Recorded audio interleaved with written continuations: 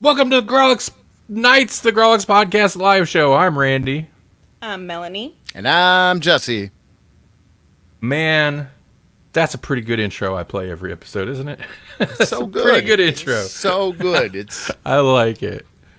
Hey, it's been a few weeks. A couple few. yeah. We're in a whole new year. What's going on, everybody? So here's what's on the agenda before the awkwardness truly sets in. We're gonna Too late. primarily too late. It's just always there. We have a certain like underlying awkwardness level. It's like room tone. It's just constant. We're gonna talk about some Doctor Who because since it's been a couple weeks, we haven't had a chance to discuss, at least on the stream, the Christmas special, The Church on Ruby Road. When we have thoughts. We have a few thoughts. We do. Some notes. And then, of course, we'll catch up a little bit beforehand, but even before that. But first, how are you two doing? I'm okay. Doing all right. That's what I like to hear. How, Jesse? How were your holidays? We've done a Christmas and a New Year's since we talked. Really? That's right. Good? Yeah. I had both of my brothers there for Christmas. So yeah, Oh, nice. Louis was real and in person. So that was nice. He It's always nice existed. to know. Yeah, it's nice to know that Louis is still out there in the world. So Right. and it's just I'm funny, my like fan. having all three of us at the table together, and just like there are just moments when the three of us get together where we laugh to the point. Like Jake, my brother Jake, he's funny and he laughs and he has a good time and whatnot. But it's very rare that Jake will laugh so hard that he's like turning red and can't breathe. That happened. And it was partly because of a Louis interaction, because Louis just brings that out. So. You know, it's been a long time since I hung out with Jacob, but you are absolutely right because, like, he's super. He was always super jovial and like super funny, Yeah. but he's not necessarily like. I do recall like if you could get a good laugh out of him, it's like, yeah, I just did good. Right. Like, yeah. Yeah. Louis, on the other hand, it's pretty easy yeah. to get a good laugh out of Louis. Oh, that I think that's part of it, is that Louis just like, and Louis will like laugh until it's kind of over, but then he'll laugh again. He'll like laugh at the laughing, and then that gets you laughing again. Yeah, Like that's a superpower that Louis has. Well, awesome. The Kiefer boys. Yep. What else you do on your holiday time? Not a lot, because our other Christmas got canceled due to like winter travel / sick baby thing. Oh, right. We still got a right. Christmas looming Christmas. Oh. That's, you know, that Christmas holiday likes to just take over everything. So it's going to. It's expanding, spreading out, Yes. consuming other holidays. I hate the holidays. What's that? I said I hate the holidays. Yeah, Melanie had a great Christmas. Did you guys watch Star Wars? No. Ah, dang it. Then it really wasn't even Christmas at all. I watched my nephew play Star Wars, though. Does that count? Oh, yeah, that's fair. Yeah. As long as there's an element of Star Wars. You know what's funny? We were talking about the Star Wars thing a little bit. I think I don't remember in what context, but I was like, that. Melanie's like, well, why do they always release it or play it on Christmas? I was like, they never played on Christmas. I don't know what you're talking about. But you know what did play this year around Christmas? It's not Star Wars, but it's Zack Snyder's wannabe Star Wars movie. Didn't Rebel Moon just come out? Oh, yeah. On And I didn't Netflix? even know what that was, but it does. It sounds exactly like, oh, that's no moon. That the rebels It will need to was- steal the plans to. It was his Star Wars pitch. It's the movie he took. I believe he took it to well, what it'd be Disney, right? Lucasfilm or whatever, and pitched it. That was the movie he would make. That was his Star Wars, and they never picked it up. So he ended up going to Netflix and making Rebel Moon. So yeah, that's his Star Wars. And that came out around Christmas time, so we should have watched it, Melanie. Well, yeah, we should have. I've heard it's terrible. Oh yeah, I haven't heard But, anything you know, about it. So that's usually a bad sign. The only thing I heard was a mother complaining that it shouldn't be PG-13 because it traumatized her kid. Oh. So it should be G? Yeah. There's supposed to be... Maybe he's waiting for part 2 to come out. There's supposed to be a director's cut, like an unrated director's cut. Not with Zack Snyder, there isn't. But here's the thing, though. Why? Netflix isn't making him trim that thing down. They're probably just like 4 hours, 5 hours. We don't care. We just want the newest Zack Snyder joint. That's ridiculous. Like there's all now that's just what he's going to be known for is having a Zack Snyder cut. And he's probably like, I'm going to do it. Just hold off. He's like hedging it. He's like ensuring a future paycheck. He's just like, no, imagine how cool this movie would have been if I could have done it the way I wanted. And they're like, what? And we're like, stop. Maybe he's just like, yeah. I really, really love that Grawlix intro, and I want to make sure they can keep using it. Right. Yeah. I won't lie. I'm going to end up watching the movie, and I'm going to watch it just so I can play Snyder Watch intro on here again when I talk about it. So it's happening. Because you know what? There's not enough notable like DC movies coming out yet. Like James Gunn's proper slate of DC projects, despite what the weird contingent of fans that hate everything not Snyder, like his stuff hasn't really hit theaters yet, right? Is Blue Beetle technically pre-gun? Is that jumping the gun? I feel like it might be. I watched about half of that, and then Melanie was falling asleep, and I was like, maybe we'll finish it later. It's always a good sign when Melanie's falling asleep while there's a massive action scene happening. Like there's and the fact that superhero you've fights, clearly and Melanie's like, But huh? But some superhero fights are not exciting. So, I was tired. And it's a super good sign that you guys haven't finished it yet. Right. I think since then I've watched the Blue Eye Samurai, the series, twice, and I've watched the Super Mario Brothers movie. Yeah, no, oh yeah, it's not a great sign that I never went back to Blue Beetle because I could watch it on my own. Melanie doesn't care; she's not gonna want to finish it. I don't, but I just haven't. I really don't care. It didn't grab me. I mean, you are kind of a Blue Beetle fan, though, right, Jesse? Am I wrong? Okay. I mean, I like Ted Kord Blue Beetle. I never was really into like that next wave of Blue Beetle that actually took off. Okay. So it's kind of could gross. Be conflating it with something else. Personally, sorry, I was thinking the way it attached and fused to him. Ew. Oh yeah.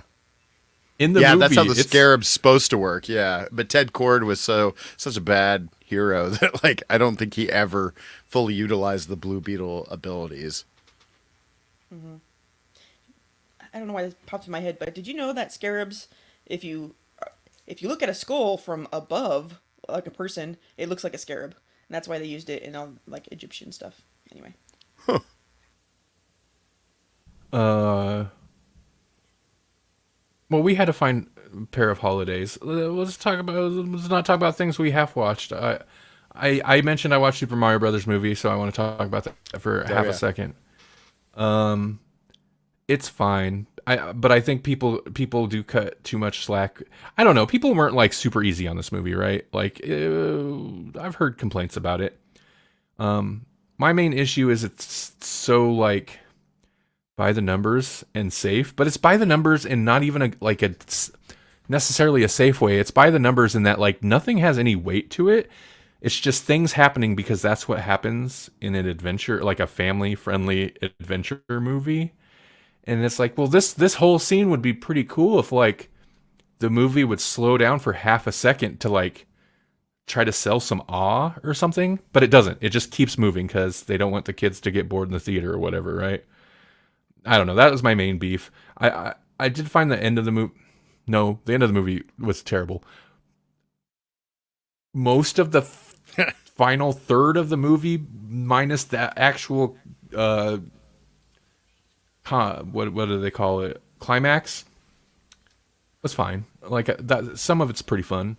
Like once they hit the Mario Kart Rainbow Road racing stuff, it's just like, Oh, yeah. oh, this is just like Mario Max. It's Mad Max in Mario Land. It's fine.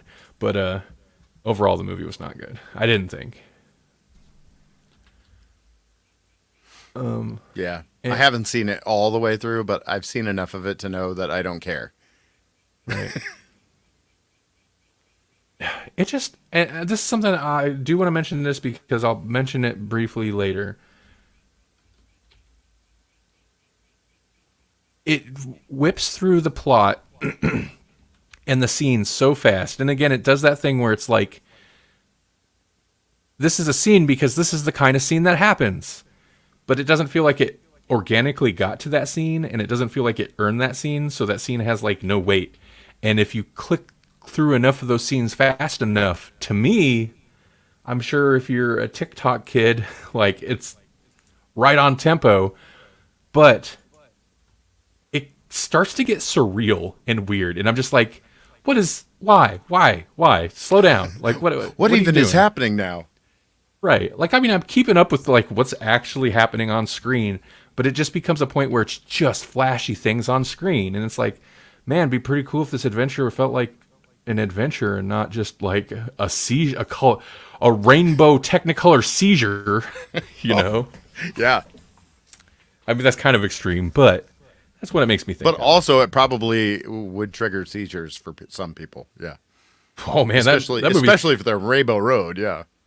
it's eye candy. Like it looks nice. I mean, it's super CG looking and whatever, but that's kind of the aesthetic. But it's eye candy. There's a lot of flashing colors. They wanted those kids to glued to the screen in the theater. I want to say it's thankfully pretty short too. It's so calculated. It's such a calculated movie because they're like, it's got to be short. It's got to keep moving, keep their attention, get the kids in the theater, get the parents in the theater, get their money, and then get them out. You know, nobody likes kids in the theaters. Make it short. But, was there anything else either of you guys watched that you want to talk about? I watched Game Night. Have you seen Game Night? Is Justin don't think Bateman so. in it? Who else is in Game Night? I hadn't seen it, and then I watched the Honest trailer for Dungeons and Dragons: Honor Among Thieves, and they kept referencing Game Night, and I was like, I haven't seen Game Night, and so it's got Jason Bateman, Rachel McAdams, nobody else I really know, but it's just, the basic premise was this game night that goes sideways kind of thing. And it's like they think they're playing some kind of LARP, some kind of like mystery murder party kind of thing that's just really elaborate, but it's actually happening, but they don't know that at the time kind of thing. Okay. But it's just like, it's that perfect Jason Bateman cringe. Like Jason Bateman is so good at that kind of thing, Right. Like there's one point where like he's bleeding from a bullet wound and he's like sneaking into this cop's like computer in his house kind of thing. And then he's like bleeding onto this guy's dog and he's got this like awkward shrine to his ex-wife in there. And like, so like there's just this blood all over this white dog, and he's like trying to get the blood off of the dog, and then the dog shakes all over the room, and it's like, you just take that cringe and you just crank it up to giga level. Giga cringe. Giga cringe. It was ridiculous. Yeah. like I enjoyed the crap out of it, but like Holly was over there like, I don't know if I can keep watching this movie. Right. Okay. Good to know. So Melanie should probably avoid it. Game night. Yeah, I like Jason Bateman, but there's a lot of his stuff I can't watch. You know, he does that kind of thing, that awkward or just kind of like clumsy thing, humor. And I feel like he can make it work where, for me anyway, it doesn't work for other actors. You know what I mean? Like, Yeah. I don't know what it is about him. He's even when he's awkward and embarrassing and clumsy, he's kind of suave because he's Jason Bateman. Yeah. Yeah. Some people like Steve Carell does that too, but like Right. I prefer it from Jason Bateman for some reason. I don't know. Right, And it's right. almost always more cringy when Jason Bateman does it. I don't know. I like Jason Bateman. Yeah, I like him too. And I like that every Everybody time you talk does, about don't him, they? it brings up Ricky Schroeder, or vice versa, whatever. Right, right. Well, I also watched a thing. Also, I have not watched that D&D movie yet, but I keep hearing good Oh. things. I know it bombed. I know it did not do well, but I keep hearing good things. And apparently there's rumors of still, even though it didn't do well, still potentially getting a sequel, because I'm guessing it's doing pretty well on streaming. Yeah, I would think so. And it's good? been shopped around to different streaming things. So I have not seen it yet, but I do kind of want to watch it. I didn't hate it. It's Chris Pine in that, right? Yeah, yeah. And he's pretty delightful in that role. And then everybody else is just like, okay, well, I could see them playing that. Like, was it Michelle Rodriguez? Like, oh, wow, she's a barbarian. She's a fighter chick. Surprise, surprise. Everybody's shocked. Everybody's shocked by her ability to play a character actor. Like, she's a character I was about to say, actor. Michelle Rodriguez is just kind of like that character Yeah. in everything, right? So that's basically. Barbarians don't exist in that world. Well, they do now. Yeah. They were like, oh, we got Michelle Rodriguez. What is she going to play? Let's make her a cleric. Yeah, that's what we're going to do. But you know what? That's what you hire her for, I suppose. So Right. I watched Barbie finally. Oh, yeah. And Melanie had been. It's so weird because Melanie's like review, if I remember right, on the show was kind of lukewarm. But she has been on me to watch that the whole time. Because I think you're one of the least misogynistic people I know, but you're still a man, so I wanted to get your take on it. Hey, Sharky. I liked it a lot. I think on Letterboxd I gave it 4.5. I was kind of just perpetually delighted through it.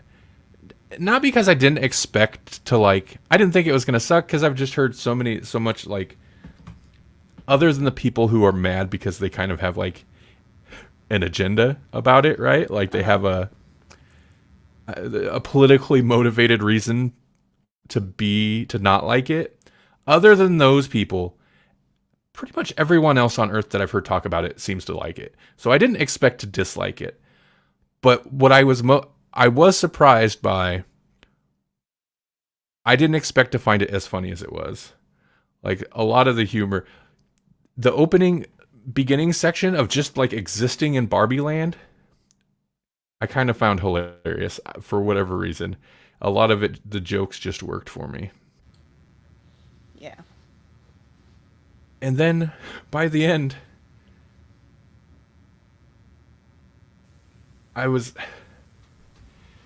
so Barbie I or reinforced the meaning. Barbie taught me the true meaning of fragile masculinity because not because of anything said in the Barbie movie, but now having watched the Barbie movie and thinking about all the dudes losing their minds about this movie, I'm just like, are you kidding me?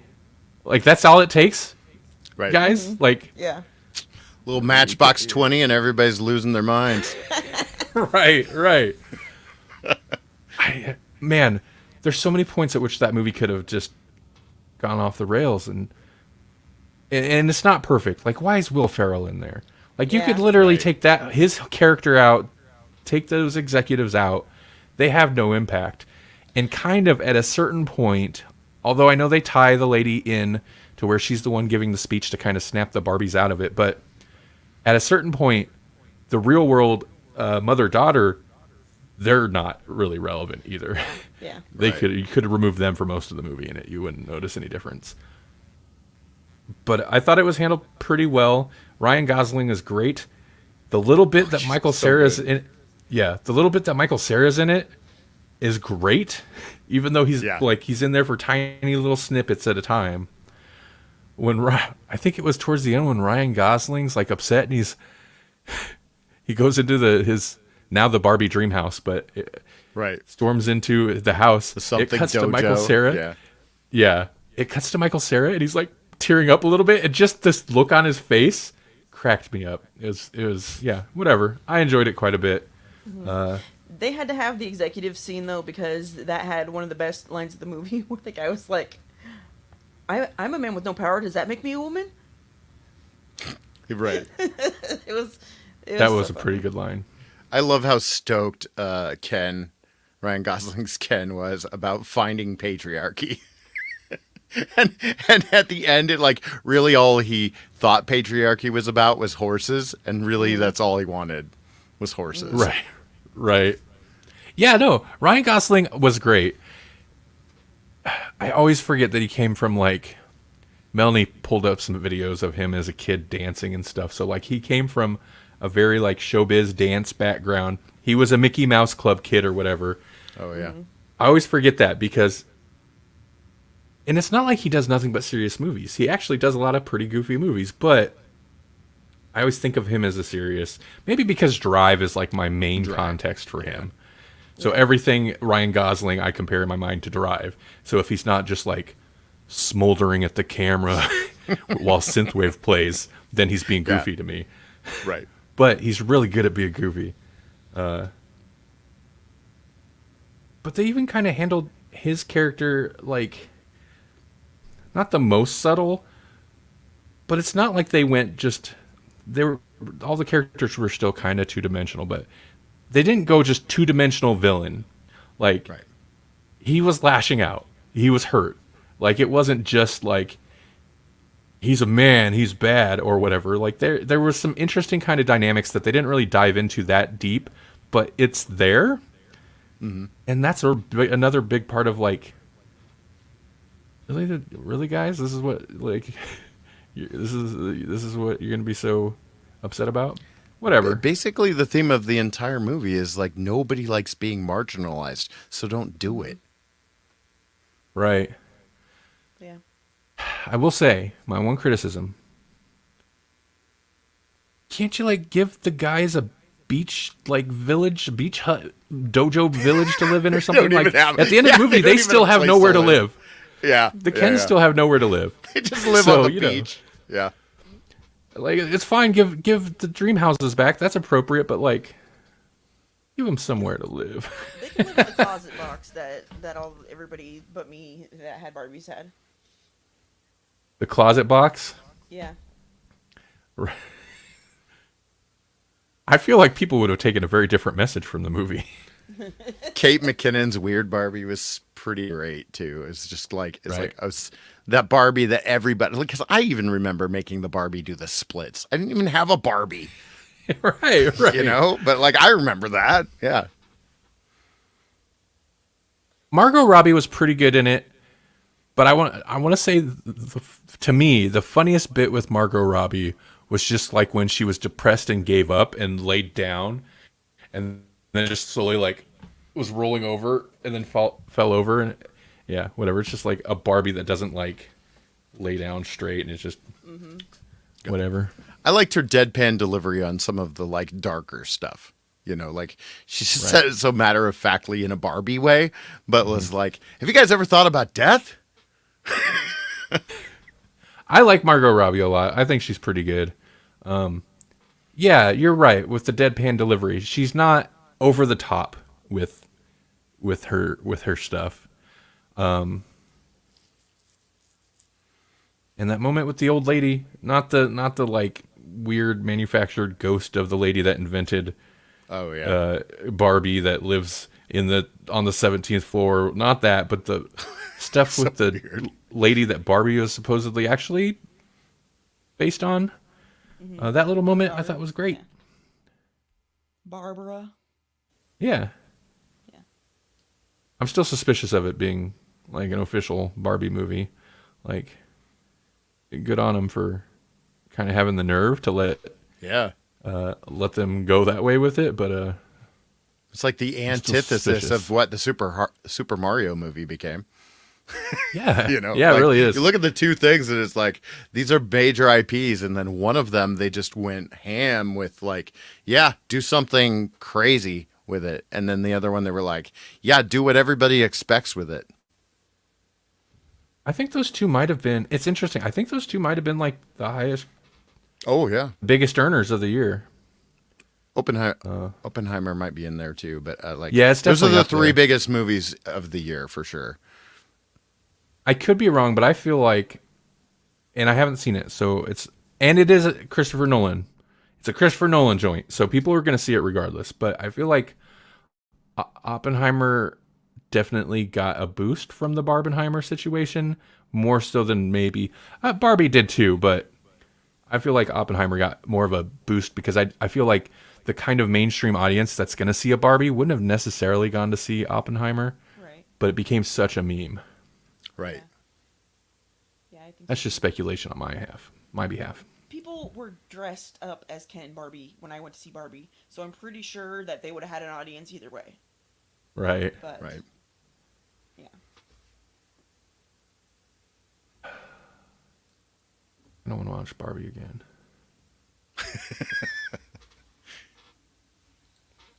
But you know what?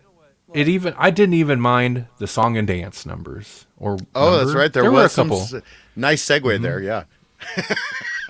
You know who The else Ken. happened to be there?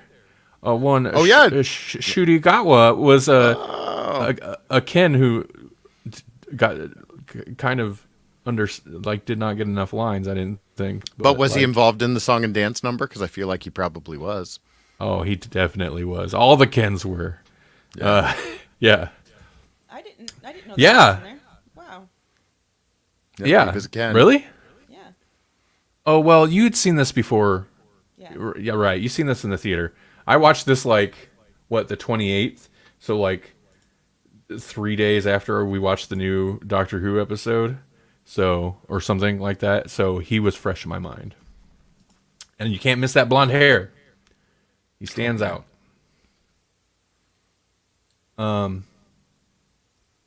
Basically he was like, Ryan Gosling Ken had two main Ken bros. Okay. And he was one of the two. He just didn't get many lines. Okay. Margot Robbie was stereotypical Ken or stereotypical Barbie, and Gosling was like stereotypical Ken, I guess. Yeah. Mm-hmm. Right.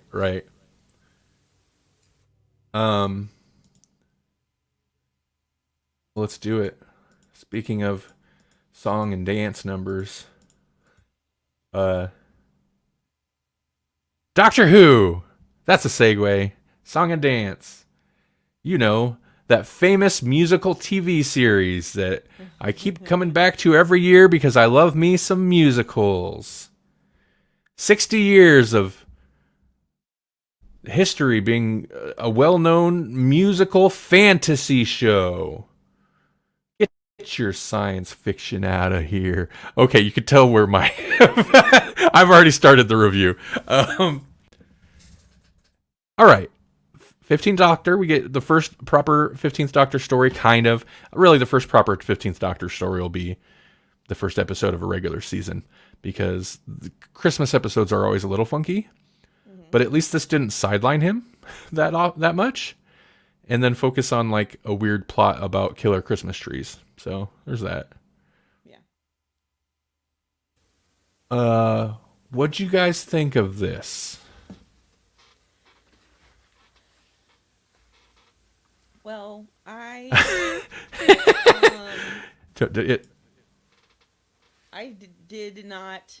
I wasn't as thrilled about it as I could have been.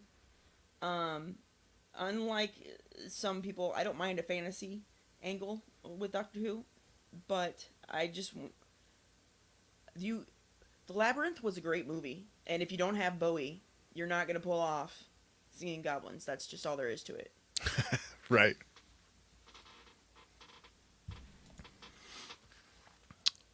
Yeah, and they pulled a lot of that of tropes into this, didn't they? Like the whole it's a Christmas special, so they had a Die Hard moment. They had it felt like Labyrinth because goblins stealing babies, and then they also very much were reminiscent of Gremlins, which is another Christmas adjacent movie. It's like they were just throwing everything at the wall, and I don't know. I mean, like Doctor Who gets crazy and campy and weird like this.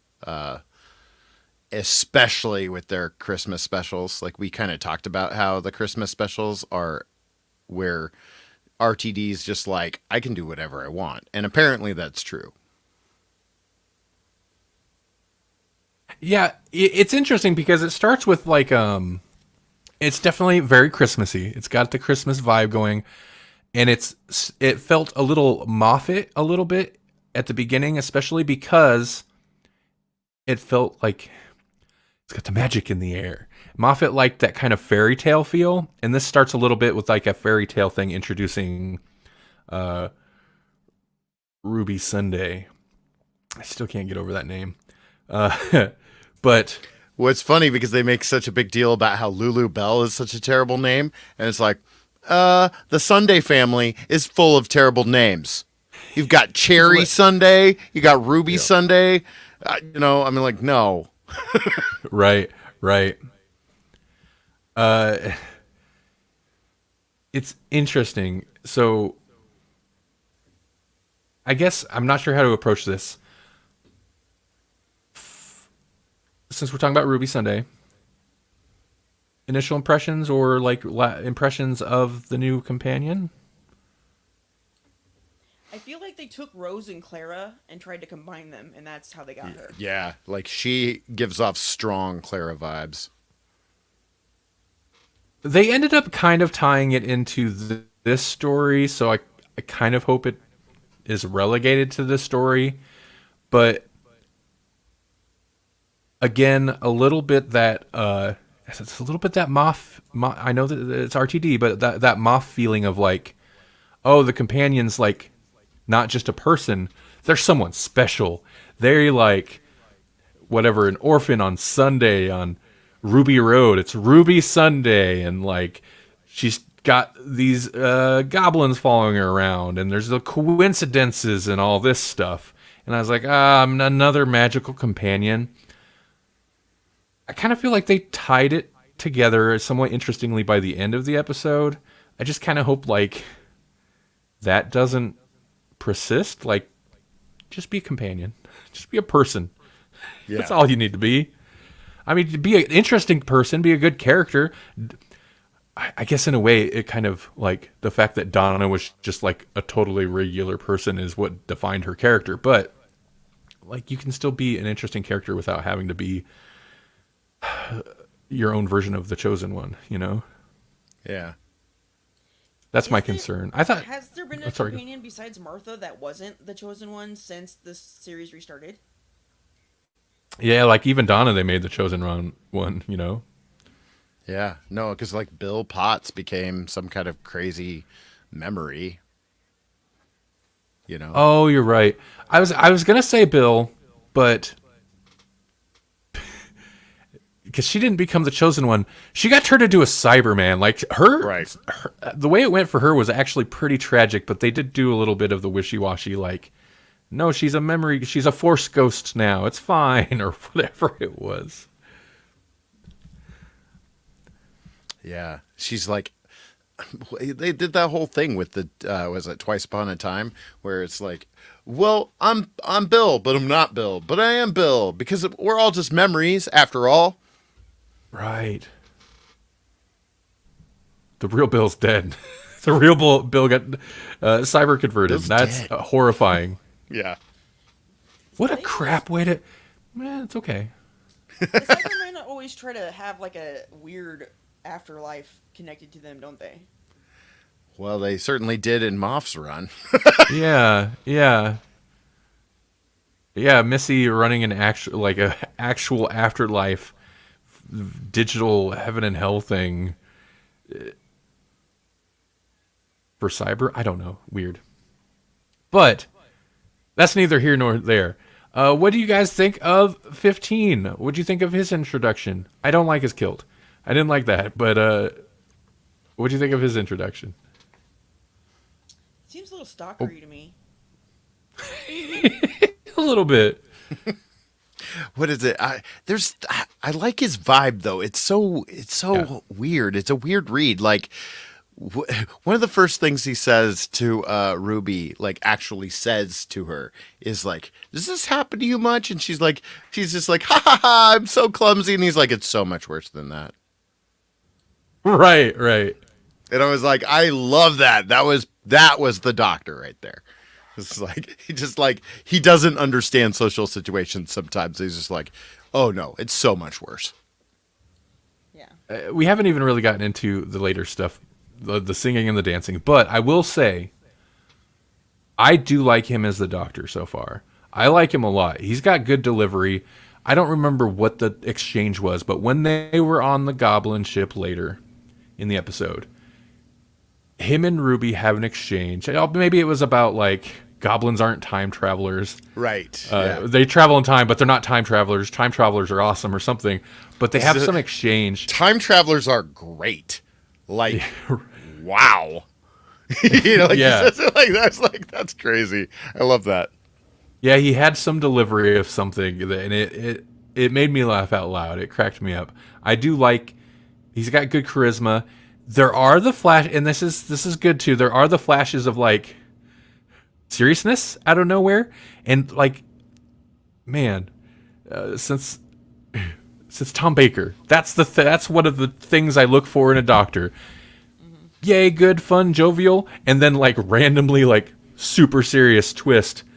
Maybe even just for a split second, just enough to put you kind of on edge, because they are a dangerous individual.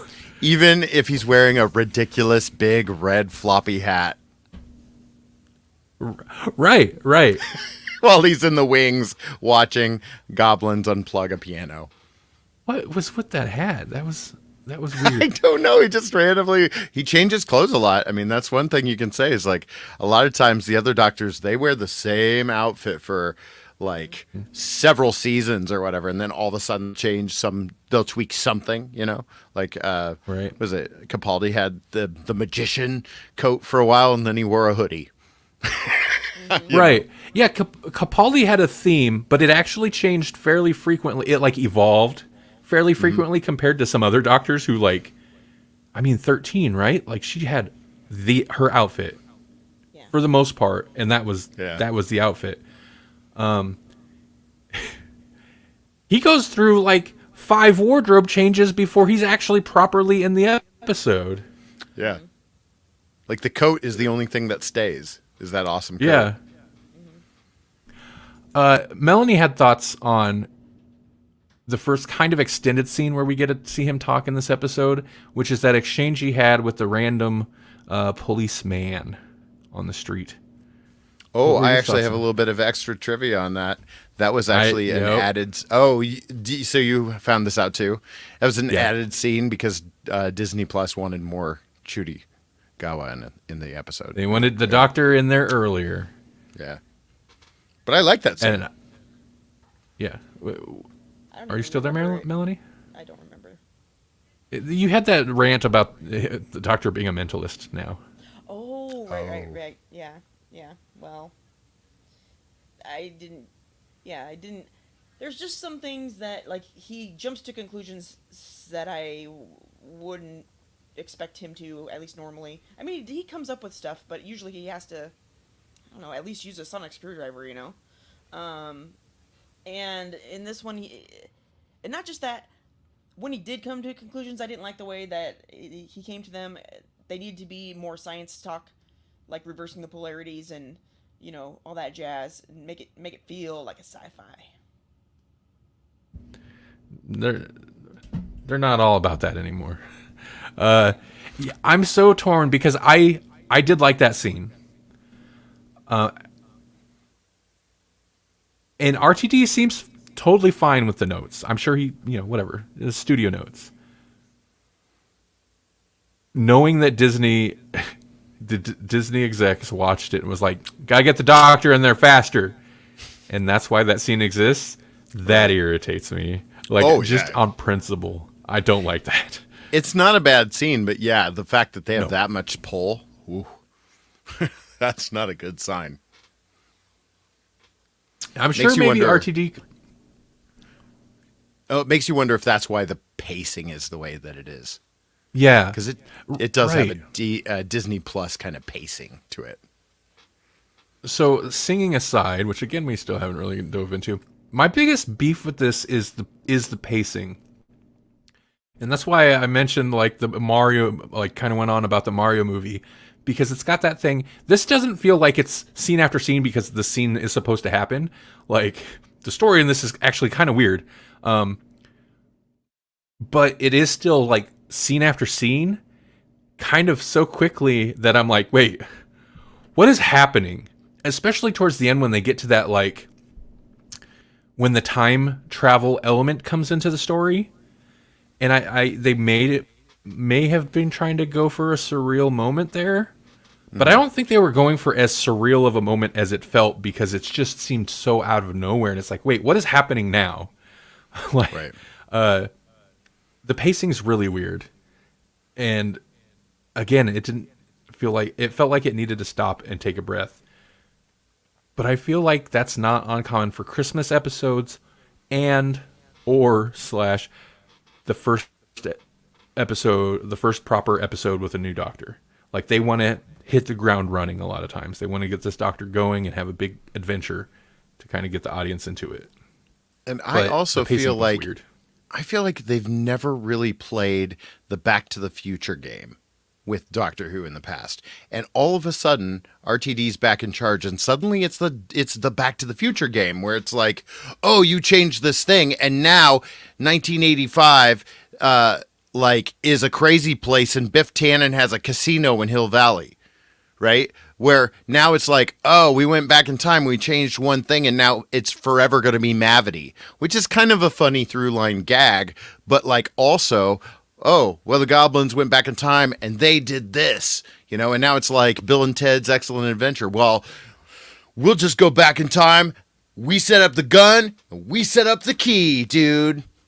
Yeah. Right. Yeah, you're right. And I don't mind, like, if I do have beef with, like, this leans way away from sci-fi and very much, for a big chunk of the episode, into fantasy. And, rope tech is a little silly, but I guess I at least kind of get the idea of, like, it's whatever. It's a system of pulleys and ropes and stuff, so it's not necessarily, like, rope electricity if you ignore the fact that it's a wooden ship held together with ropes flying through the sky for some reason. But yeah, they're leaning hard on the fantasy, and I like science fiction. At least when Moffat would do his, like, it's a fairy tale thing, it still had kind of a nice sci-fi sheen to it. Right. And this, I feel like they're just like, no, it's a fantasy sheen. But when it does I did like the end, even though it was weird and the little time travel stuff. But once I was like, oh, okay, so we're doing this weird thing. I liked that idea. And I feel like it might have been before the stream. I disliked a lot of elements of this episode, but I didn't dislike it in the same way I would dislike a Chibnall episode. I feel like the execution here is a little weird, and there's some questionable choices, but I don't feel like it's necessarily bad writing. I feel like Chibnall's he's trimming them too lean. Like he's got it. Maybe he has to, but man, I feel like he's trimming them too lean or trying to stuff too much in, and that really makes them feel weird. Because it does do the thing of like the scenes happen. The doctor's in this thing and they're having this kind of awkward moment. It's like, this doesn't feel earned. Like suddenly, the doctor just walks in and like having this exchange. Wait, what? Oh yeah. Yeah, like just being in the house, and then all of a sudden, when the Back to the Future moment happens, and it's like, why is it like so everything has changed, and yet she's still having a conversation with him, like it was okay that he's just in her house now. Like I don't even know who this person is that you're talking about, but it's okay that you're here for some reason. Yeah, it's pretty weird. Yeah, and then like I can't remember her name. Basically the like adoptive mom or foster mom? Yeah, the foster comes mom back to the house. Yeah, and like they're doing like and the doctor's like, what, embarrassed? Gotta hide. The baby's fine. Nothing happened to the baby. Like they're doing this like comedy gig out of nowhere, and it felt weird. I was like, why are they doing that? It doesn't feel earned at all. It doesn't make sense. And I think that's what I mean by like the pacing is really weird. I get the scene they're going for, but there's no reason for it. Like the way was presented. Yeah. Well, but they could have had like some weird demons come and eat the past or whatever, that the goblins couldn't travel to anyway since they can't time travel. But whatever. They just decided to go a different direction.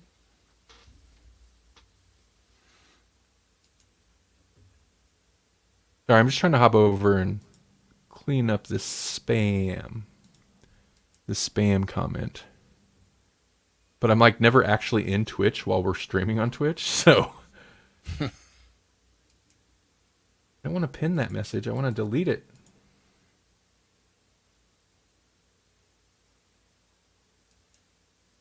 Twitch, what are these tools? Tell me how to fix this. Whatever. It's not that egregious. I guess it'll just sit there. I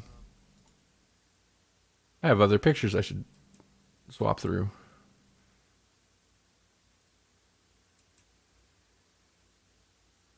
Share screen. And we come to the Randy fumbles with...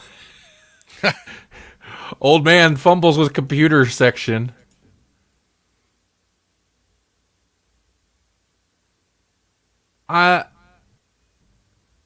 Their dynamic was okay.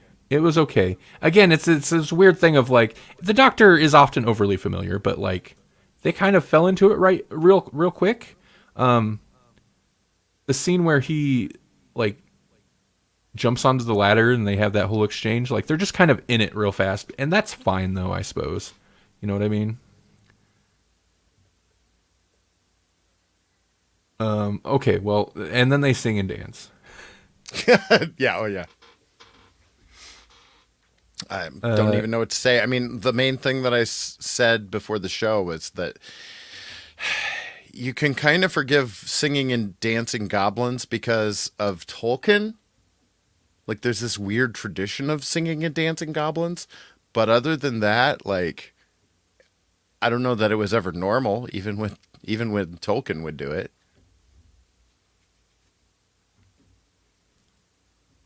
Here's the thing, though. Tolkien didn't write sci-fi. Oh, yeah, that's fair too. Yeah, stories. We're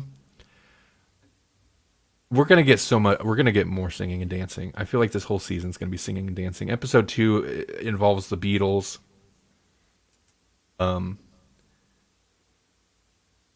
There's another big bad or some type of villain further down in the season. That they've shown off pictures of, and they're wearing like this outfit with like piano key design. So like, and then there's another episode with a guy who, Jesse, you pointed it out. I didn't know, like some guest star who was also on Glee Groff. and Yeah. and is a musical guy, musical theater guy. There's going to be musical numbers all through this season. I don't understand. I mean, I do. I feel like it's trying to. They got a big fancy new platform, so they're gonna try to appeal to everyone, especially new young viewers. And like looking at the Doctor and companion pairing here, she looks very young.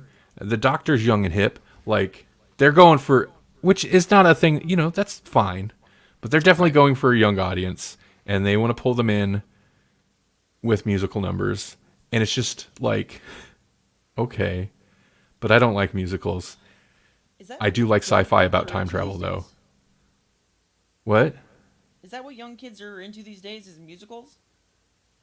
That's what they've been into since they were not young kids. That's what young kids have been into since we were like, I don't know. Yeah. It's High School Musical. I blame that. And Glee. That did it. It ruined 2 generations. Oh, yeah. Well, and Disney just continued to lean into it because there was like after High School Musical was over, there was like this Disney musical about zombies in high school. I think it's called Zombies. And it's basically High School Musical about zombie kids in high school having drama and whatnot. But, you know, yeah, people do like that, though. It sells, or else Disney wouldn't lean into it so hard. And also, I didn't watch it before the episode, but the fact that they released the Goblin song with a lyric video on YouTube before the episode was even out, before it had even, aired or whatever, I was like, oh, they're trying to get them some of that viral success. And the episode before this one technically had that musical number, and I didn't mind it. I thought it was fine. It didn't seem out of place because they had a character who could, they did it everywhere, everything all at once character. They could literally twist reality. But here it's very weird and off-putting that it's this like kind of poppy, well-produced like song and number on a wooden goblin ship. It's very contemporary music. And I'm sorry, I feel like I'm repeating myself because we literally said all this before the stream. We should have waited, but we always do that. If they would have just left it at the number, I'd have been like, okay, I didn't care for it. It seemed out of place, but on paper, it's funny. They're like, we're going to do this ridiculous musical number. It's going to sound super poppy and contemporary that these goblins sing, but it's about eating babies. And that's funny to me. So I was letting it, I was like, okay, fine. I don't like this, but fine. And then the Doctor and companion start singing. Like, well, not even that. They start it back up. Like, it's not like they just jumped into the middle of the song and dance. They did the thing where they fall from the ceiling and interrupt it. And so now the singing is over, and or at least you think. And then the Doctor's like, hit it, Janice. And then starts singing. And then she does too. I hate it. It makes it kind of sweary even. You goblins can go to heck. Yeah, it's not diegetic anymore. Even though they're like, oh, hit it, goblins, like they're playing the music somehow, I guess. You're just in musical land at this point, and there's no reason for it. You're a fantasy musical show now. And it's like, Doctor Who is always pretty goofy. Like, RTD's back. He's the Dr. Dobby guy. Or the Dobby Doctor guy. Like, save the Doctor by, like, thinking about him. But you're on a wooden goblin ship that runs on, rope tech, flying through the sky, and they're just doing a musical number. With a very slow conveyor belt that has a baby on it that is just going into the mouth of a Jabba the Hutt goblin that clearly can do nothing else but just sit there with its mouth open. Right. And when the doctor It's so and weird. when they fall from the sky and start singing, it immediately made those goblins, which didn't feel like a real threat in the first place, that was just like, yeah, they're not real. They're not a threat. Right. We're just doing goofy song and dance numbers. Yeah. I mean, other than the fact that they're not going to eat this baby, like you kind of know. But right, if you could suspend your disbelief and like kind of get into like, oh, the threat there, at that point, once they fell out of the like air duct or whatever and started singing, and yeah, you're right. I don't know. We don't have to go too much onto it, but that is that and the pacing are the two cons for me. I didn't dislike most of the other stuff. The music, really, though, I did not like the music, and I'm so worried that there's going to be more. There's going to be more. I'm 100%. There's a jukebox in the TARDIS. So, and hey, if they want to have a doctor who's into like music, that's cool. But and haven't you ever seen a TARDIS before? Wink. That didn't work for me either. The execution of it was weird. Literally winked at the audience. So winked at, yeah. The pacing, it felt weird. I don't know. Everything about this episode felt weird, and I didn't like it. I didn't care for it that much. Yeah. This I'm this RTD guy? We need somebody with like some normal writing, like Chibnall. You remember those? You remember when the show? You remember when Chibnall or Moffat was doing this show? That's when the show was good. Yeah, they did like talking frogs and stuff like that. That was cool. That was cool. That's when it was good. Yeah. Now this is just woke garbage. Oh man, so woke, so garbage. We definitely didn't spend the last year praising RTD and excited for his return. No. Here's the thing, though. You can't win. If you are a showrunner of Doctor Who, at least when it comes to us, you can't win, even if we like you and we like what you're doing. I don't know. I think if Neil Gaiman took over, it would be good. Pretty hard to argue with that. You're like, nope, too woke. Well, it actually probably would be still pretty. In the way that people use the term, it would be viewed as woke, because Sandman definitely, like the production of Sandman, has that approach. Although I don't know that I've heard a whole lot of people complain about it, but maybe I just wasn't paying attention to them, which is probably for the best. When's Sandman coming back? Man, I really love that. Well, with that writer's strike, who knows when anything will be new again? That's a good point. Well, we got Doctor Who. I mean, we got Doctor Who. A writer strike shouldn't matter because it's already been written. Right, yeah. But eventually we're going to hit like a weird pocket where nothing else has been written, like all that time that they were not doing things. So they couldn't be producing things. So they'll fill it with weird reality show crap. Yeah. That's the word, crap. Well, and the story exists, but it still needs to be adapted. And I imagine, and they'd be smart to do it this way, the writers aren't going to lift a pen until they know that Netflix had renewed it. I'm sure, and, which I think was kind of a given that they renewed it, but you never know with Netflix. I imagine they don't start until, like, there's confirmation. Otherwise, they're essentially working potentially for free and for nothing, But well, they released all that viewership information, so isn't that good? Shouldn't that affect the way that they get paid now? I mean, I don't know. That doesn't necessarily mean anything. It's once the production, like they have writers' rooms and stuff. Like it's not necessarily like Neil Gaiman in his his house somewhere adapting these, they have I'm sure a room of writers, and it's like a 9 to 5 for them.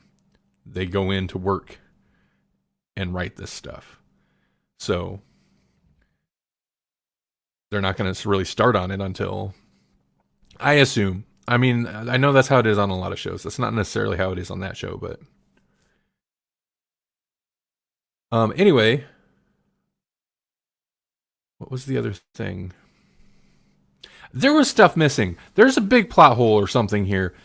He went and saved the lady from the Christmas tree was going to fall on her, which also like you changed time. Right. RTD's back, right? Where's his time vortex? Yeah. Fixed point in time. RTD was always a little wacky with the creatures, wasn't he? Yeah. Well, yeah. Why did he go back and save her though? He should know nothing of that. He wasn't there for that phone call. Ruby never said anything about talking to this lady. She doesn't know that she had a Christmas tree fall on her and I'm guessing get killed with a star. Yeah, he went back and saved her. But why? Because this version of the Doctor is a stalker, I'm telling you. Yeah, he's been following the goblin, so he just knew. That's a good point. Whatever. I guess we'll just have to deal with some of these extra things. I don't know what else to say about it. I don't know. There was some fun stuff to like in it, but there was also a lot of stuff that is like, Did they spend much time? Like, she gets in the TARDIS at the end. I feel like they don't spend a lot of time. I love how big the TARDIS is. I like the inside of the TARDIS a lot. That place is huge and it's ridiculous. And I also like that. I don't remember if it's actually in this episode or if it was in the preview for the season or whatever. But it's not just white. The lights, it's whatever. It's got RGB LED lighting, right? Like the lights change colors. Right. So that's good. It's a good set. I like it a lot. She's talking to that lady who winked at the camera. Right. Yeah. We got a proper it's bigger on the inside moment without saying it. She didn't say it. She's just surprised by it. Right. I'm glad they still do that. They got to do it every time. They got to do it every time. It's so interesting about because this dynamic, because Melanie kind of mentioned it a little bit. They are trying to make her both Clara and Rose, because this does feel very Rose, the way that they just get together and hit the ground running, right?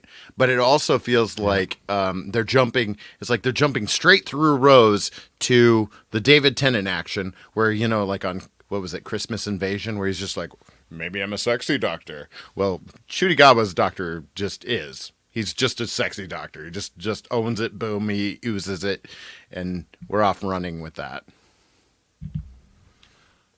I could be wrong. I don't necessarily see them taking them in a... What's the term? I don't necessarily see their relationship being...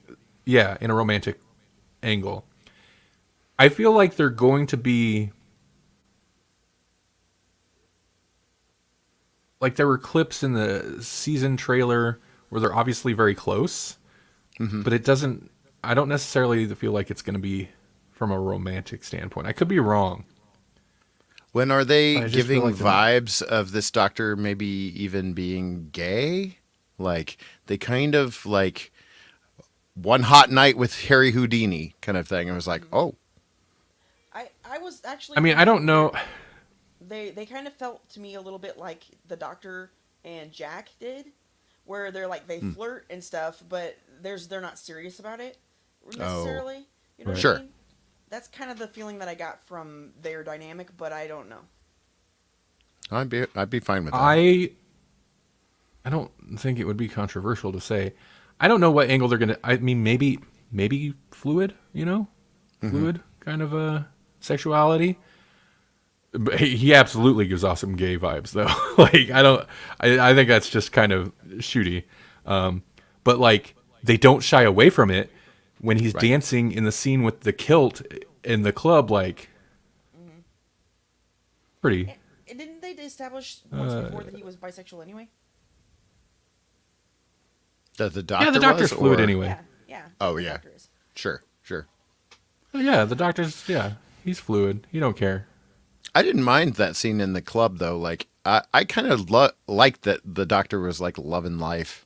It's a nice change of pace. Right. We haven't really Right. seen that from the doctor since like 11. You know. He was loving life. That's for sure. Yeah, that's true. Yeah, it's interesting. I was wondering if we were going to get like the occasional serious like flashes, like, which we got in here, because they set up that like, even though he like split from 10 or from 14,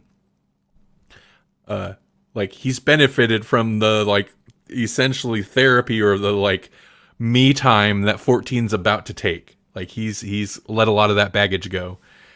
Yeah.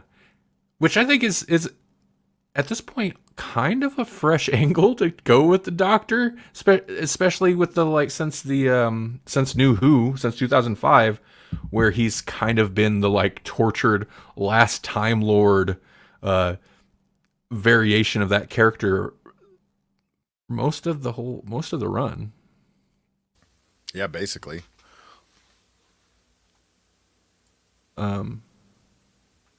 But like he'll also seems like he'll still get serious. It's the last thing I have to say about it. I mean, you guys can say more if you want, but I'm trying to wrap up my talkings about it. He brutally murdered that Goblin King thing. Oh yeah. Oh man, with gloves. He impaled the Goblin King on a church. He impaled it on a church. Yeah. What do you call that? A spire? I don't know. Spire, yeah. He did not try to talk these goblins down at all. This is a different take for the doctor.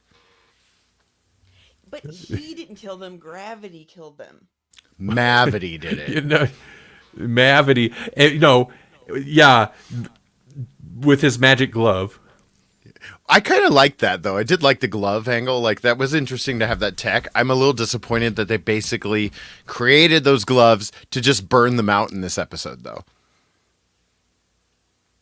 Like, I think they're busted. I don't think we'll see them again. Probably not. It's a one-time Deus Ex Machina, or whatever. Like,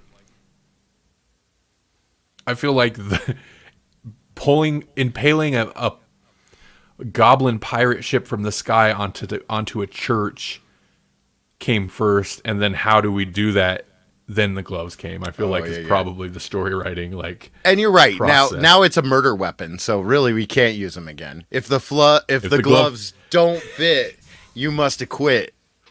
Yeah, you beat me to it. You got it. Yeah, I was really surprised when it cut to the like inside and it just like straight up impaled the what? Then they just like disappeared. And it was like the wood was falling down and whatnot, but then it disappeared too. But the baby that was in the ship was real, so it fell to Earth, and somehow Judy caught it and did not break that baby's neck. That would have been a real dark turn. Yeah. The baby's falling, then it just cuts back to the present, and he shows up and like Ruby never existed because he's like, no, you're right. You're right. She was never real. Oh, Mavity is a cruel mistress. They did go darkest timeline where because Ruby suddenly no longer existed, that lady was not like a loving, giving person at all. She's like, I'm just a foster mom to make a buck. You know, like, I've had maybe 6. I've had maybe 6 of them. And then, like, well, then why are you crying? Why are you crying? You're right. I forgot about that. I should have rewatched it. I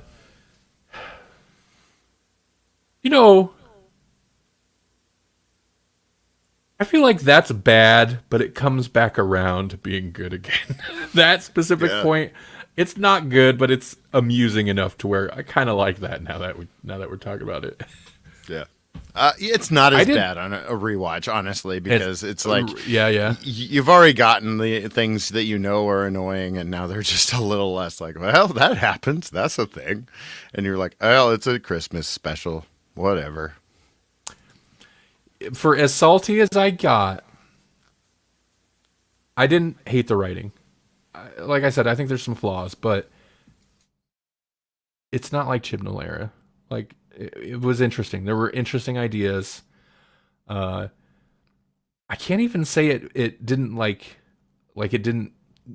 I can't even say he moffed it, where it's like an interesting idea, but it didn't work. Like he didn't like follow through, because this was like, here's an interesting idea. We're halfway through the follow through, so you don't have time to have expectations. It's just happening.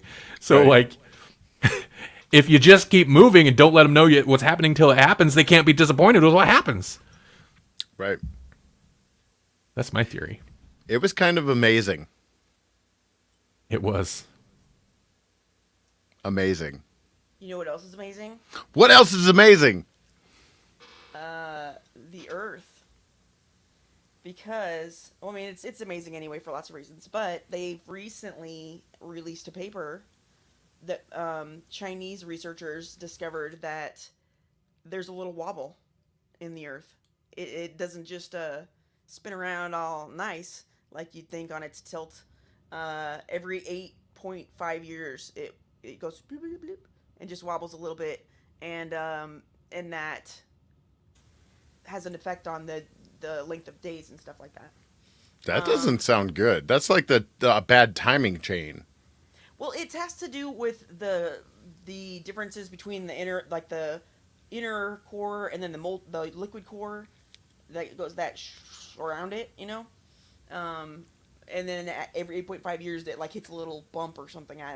I don't really know exactly what it is, but yeah, they prove that it happens, and it has an effect on a lot of things. So they're gonna do more research and figure out what implications that has.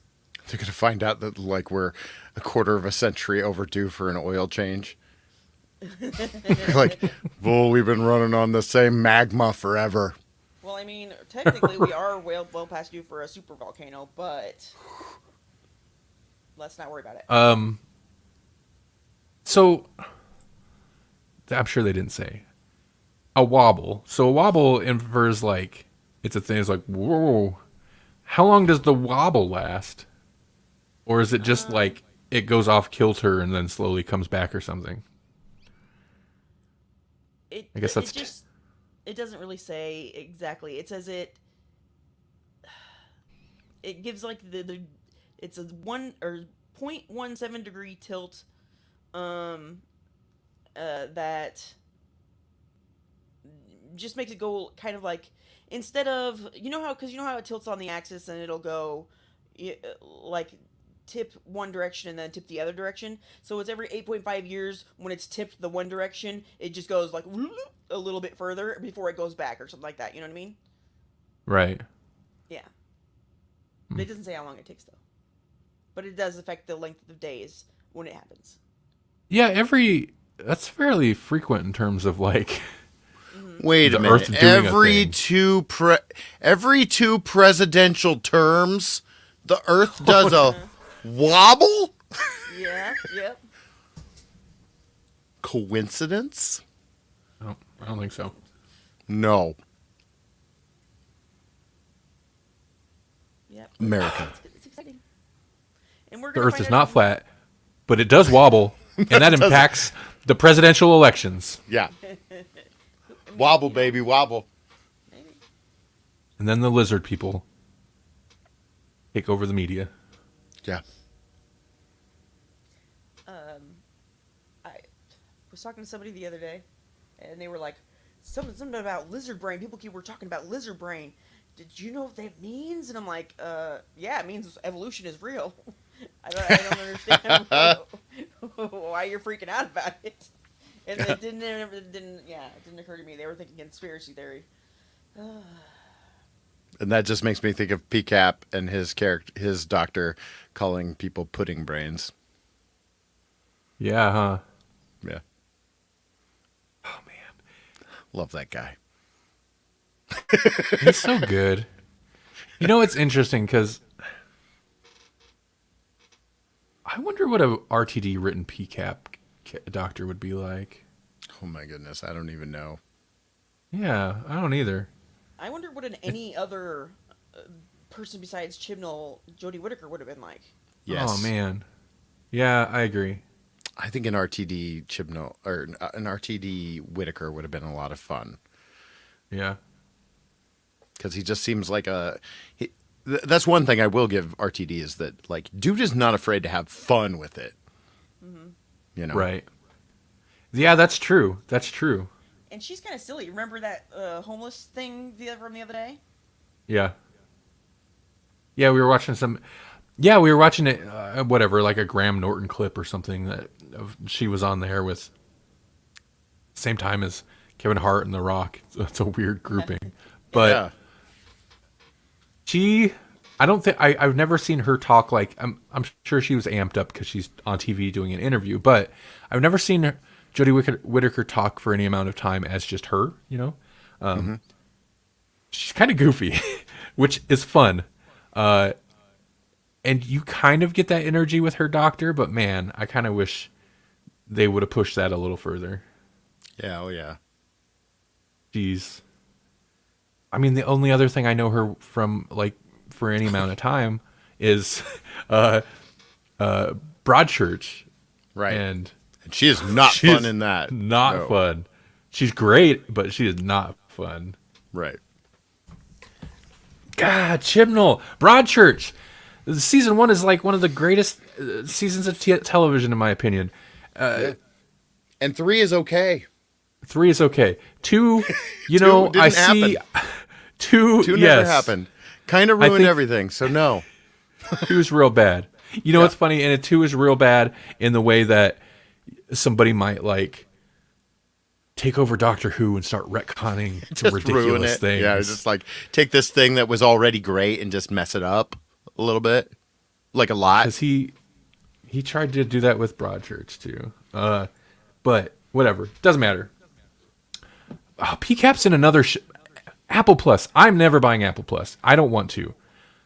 But they have some interesting looking shows. PCAP's on a new show. He plays like a detective or something.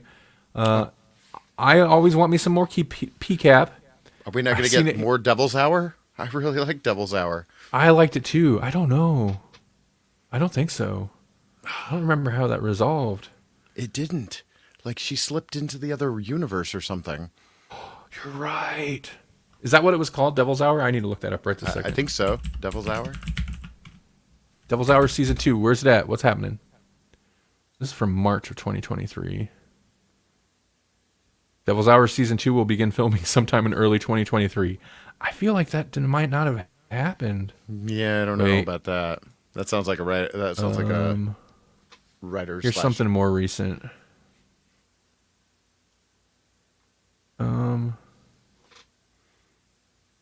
So, man, as of I don't know this AmazonAdvisor.com. I don't know this website, but as of November, they're reporting that they're still like it was renewed, but there's no news on it having like it didn't get cut up in the writer's strike or whatever. It's a British production. They didn't have that issue, but there's no news on, as far as I can tell, whether it even got filmed. Like there's just no news on it. But I seen a clip on Threads, a video clip of, PCAP and I don't know the lady, but a lady from the show, doing the rounds, doing the interviews, like whatever, promoting this new show. like the junkets. Yeah. And PCAP was obsessed with, he got to do the thing where he lifted the police tape. Like he's a detective or whatever. You got to lift the police tape. Boom. And he never got to do that before. and walk And through, he was yeah. like really kind of fixated on it. And they were having a laugh about that. PCAP seems like such a like jovial dude in any interview I've ever seen him in. But yeah. Anyway, long story is PCAP's in a new show and I really want to see it, but I am never buying Apple Plus. I'm not interested. So Right. they do produce some interesting looking stuff though. It reminds me. I'm sorry. I know we need to end. They had somebody saw a scene from Beetlejuice 2, and it's Beetlejuice sitting in the waiting room with a number in his hand, and that better be the way the movie starts because that's fantastic. If Right. it's just he's He's been still this whole waiting. time. Yeah. Yeah. The whole time. What's going on, Jasper? We're just wrapping up the show, but was there anything else you guys, Jesse, got anything you want to mention before we bounce out? Nothing that I can think of. No. Oh, Okay. it's my dad's birthday. Happy birthday, Dad. Yeah. Happy birthday. Happy birthday, her dad. His name is Craig. Oh, right. Jasper's over on Twitch responding to, reacting to the Twitch spam comment that I was trying to delete earlier in the stream that I couldn't, I never used Twitch when we stream, so I couldn't figure out how to delete it. Yeah, he's over there. He's over there talking about the spam. Don't go to the site. Don't go to the URL. No. Don't do it. Not Grawlix approved. I don't have anything else super excited. It's 2024, and despite the fact that I've been saying we've been doing Grawlix for 10 years for the last 3 years, this year it actually will become true. We started Grawlix in 2014. Eventually we'll hit episode 100. I mean, I don't know why it takes 10 years to get to episode 100, but apparently it does. This podcast. What even are numbers? What are they? Really? Don't go look at our podcast feed number. Yeah. I mean, who's worried about time travel? Time travelers are great. They're like, wow. Yep. That, I think, is the line that I lost it on. His delivery's way better, though. His delivery's pitch perfect. Thanks, everybody. Yep. Numbers are a construct used to hold us down, Yeah. Jasper says. Hey, do you like the cut of our stream's jib? I do. We use StreamYard. We use StreamYard. You should think about checking them out. It's super easy to get to. I'm not going to do the whole spiel. I'll do it later. I'll do it next week, maybe. StreamYard.com. You can try it for free. I'll leave you with that. A little sponsored message.